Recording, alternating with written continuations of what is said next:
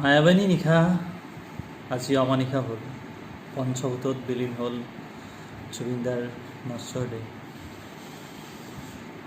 জুবিনদাৰ পাৰ্থিৱ শৰীৰ যদিও আজি পঞ্চভূতত বিলীন হ'ল, তথাপি আমাৰ জীৱনৰ প্ৰতিটো উশাহত জুবিনদা সদায় জীয়াই থাকিব।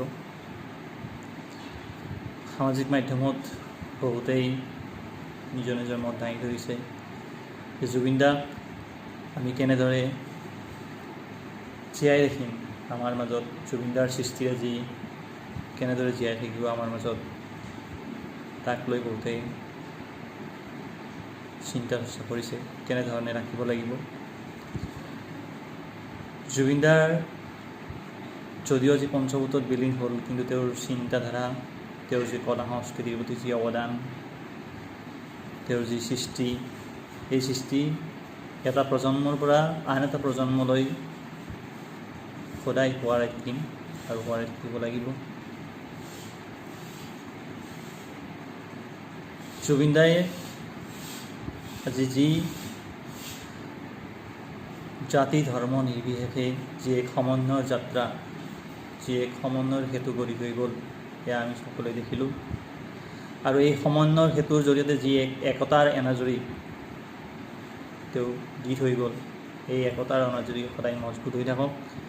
আৰু আমি এনেদৰে একতাৰ এনাজৰী যদি মজবুত কৰি ৰাখিব পাৰোঁ, তেতিয়া আমি যিকোনো ধৰণৰ অপশক্তিক আমি ৰোধ কৰিব পাৰিম।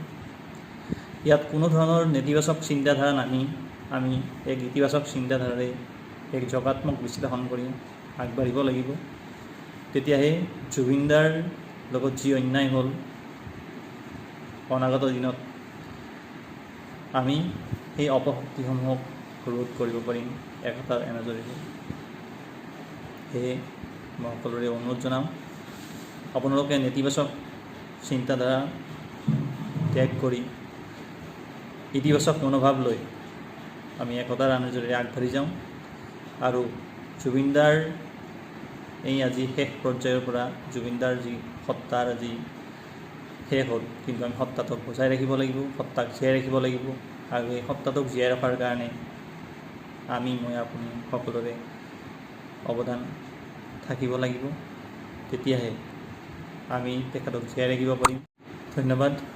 জয় অসম, জয় জুবিনদা।